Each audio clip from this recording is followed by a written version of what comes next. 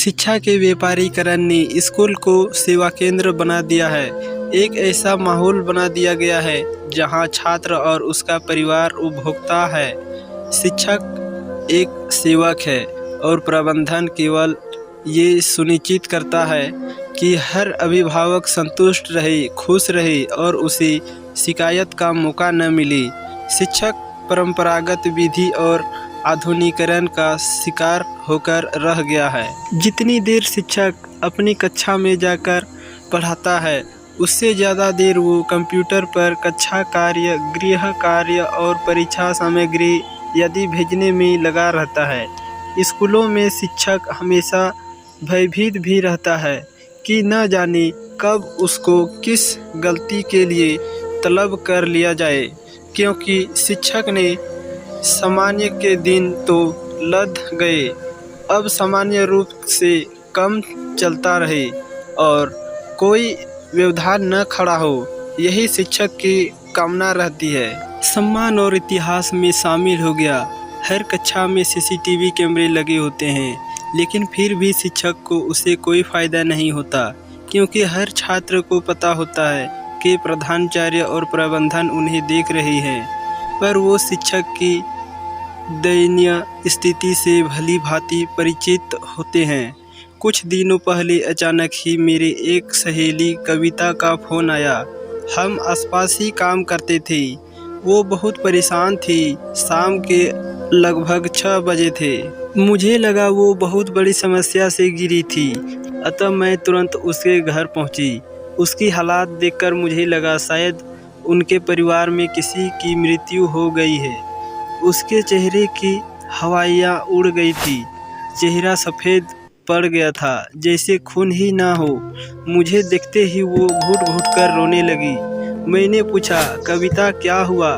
तुम ऐसे क्यों रो रही हो? बहुत मुश्किल से अपने आप को काबू में करके उसने दुख भरी कहानी सुनाई। आज मैं स्कूल गई थी, रोज़ की तरह। जब लंच ब्रेक चल रहा था तो मेरे पास रिसेप्शन से फ़ोन आया कि एक छात्र के पिता आपसे मिलना चाहते हैं। मैंने सोचा कोई समस्या होगी, तो मैंने 2 बजे बुलाने को कहा। मेरे दिल एक अजीब आशंका से कांप रहा था। बड़ी आतुरता से मैंने पूछा, फिर क्या हुआ? कविता बोलती जा रही थी और उसके आंसू अनवरत बह रहे थे। 2 बजे मैं रिसेप्शन पर पहुंच गई।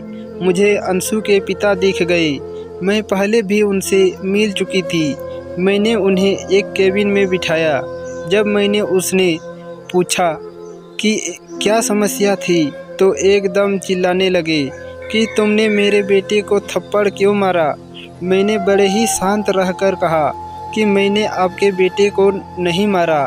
तब उन्होंने फ़ोन से अंशु को वहीं बुला लिया और ज़ोर से कहा कि क्या इसने तुझे थप्पड़ मारा? उनके बोलने के अंदाज से मैं हिली हुई थी, पर आज अंशु ने भी ज़ोर से कहा कि मारा था थप्पड़। मुझे समझ नहीं आया कि क्या कहूँ। मैंने अंशु से पूछा कि मैंने आपको क्यों मारा? इस पर वो बड़े अकड़कर बोला कि मैंने कहा था, मैंने काम कर लिया है, इसी बात पर आपने मारा। तब मैंने कहा, तुमने उस बच्चे के पिता को क्यों नहीं समझाया? कविता ने कहा, क्या करती? मैंने बहुत कोशिश की समझाने की कि मैंने उसको नहीं मारा, लेकिन वो अपने बेटे के सामने ही मेरा अपमान करते रहे और मुझे पागल और न जाने क्या क्या कहते रहे। फिर उन्होंने मुझे धमकी दी कि अभी प्रबंधक से तुम्हारी शिकायत करता हूँ। ये कहकर वो व्यक्ति केबिन से बाहर चला गया, पर यह समझ नहीं आ रहा था कि उस बच्चे ने झूठ क्यों बोला। आगे की बात सुनकर तो मेरे पैर के नीचे से ज़मीन ही खिसक गई। कविता बोली, उसके बाद जो हुआ वो तो बिल्कुल अजीब था। प्रबंधक महोदय ने मुझे बुलाया और क्षमा पत्र लिखने को कहा। मैंने हैरान होकर पूछा, पर क्या उन्होंने तुमसे कुछ भी नहीं पूछा? इस पर उन्हें कहा, नहीं, उन्होंने कहा बस माफ़ीनामा लिख दो और बात को ख़त्म करो। पर मैंने कहा, जब मेरी गलती ही नहीं थी तो मैं माफ़ीनामा क्यों लिखूं? और उस व्यक्ति ने जो मेरा इतना अपमान किया उसका क्या। मैंने कहा वो ऐसा कैसे कह सकते हैं, वो सीसीटीवी कैमरे से भी तो चेक कर सकते थे। कविता ने कहा।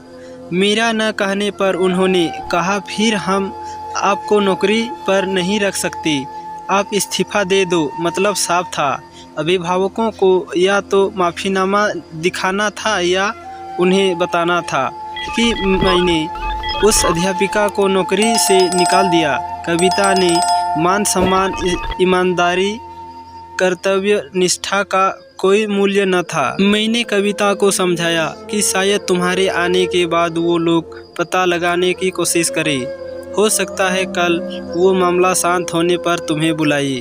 पर कविता उस अपमान को सहन नहीं कर पा रही थी जो स्कूल में हुआ। उसे ये भी डर था कि जब वो कल स्कूल नहीं जाएगी तो सारे पड़ोसियों को भी पता चल जाएगा कि उसे स्कूल से निकाल दिया गया है। लेकिन इस संसार में मध्यम वर्गीय लोगों को दोनों ओर से पिसना पड़ता है, वे काम करने के लिए भी मजबूर होते हैं और उसको न्याय भी न मिलता। 3 दिन बाद जब मैं कविता से मिलने गई तो उसने बताया कि स्कूल से कोई फ़ोन नहीं आया, न ही स्कूल वालों ने कुछ पता लगाने की कोशिश की, बल्कि उन्होंने उसकी जगह एक नई शिक्षिका को काम पर रख लिया। लगा कितना आसान हो गया है शिक्षक के मान सम्मान से खिलवाड़ करने लगा। अब गुरु को ब्रह्मांड विष्णु हमेशा नहीं बल्कि सबसे अधिक शोषित वर्ग में शामिल कर देना चाहिए। बिना गलती करे इतनी बड़ी सज़ा तो अपराधी को भी नहीं मिलती। सत्य को जाने बगैर ही सज़ा देने का ये अनोखा उदाहरण था। लेकिन सत्य को विचलित किया जा सकता है, पराजित नहीं। फिर भी कुछ प्रश्न थे। अभिभावक को कविता को चोट पहुंचाकर क्या मिला? प्रबंधक की अपने कर्मचारियों के प्रति कोई जिम्मेदारी नहीं है। कितना अनोखा फैसला था। एक शिक्षिका को प्रताड़ित करने के लिए निष्कर्ष शायद भविष्य में कोई भी शिक्षक बनना नहीं चाहेगा। तो दोस्तों, ये थी हमारी आज की कहानी। आपका क्या कहना है इस कहानी के बारे में? क्या ये कहानी सही है? कमेंट करके हमें ज़रूर बताइए। वीडियो को लाइक कर दीजिए और इसी तरह की कहानियाँ लगातार सुनने के लिए चैनल को सब्सक्राइब करके घंटी को दबाकर ऑल पर सेट कर लीजिए, ताकि हमारे आने वाले वीडियो का नोटिफिकेशन आपके पास तुरंत पहुँचे। तो दोस्तों, मिलता हूँ आपसे अगले वीडियो में। तब तक के लिए धन्यवाद।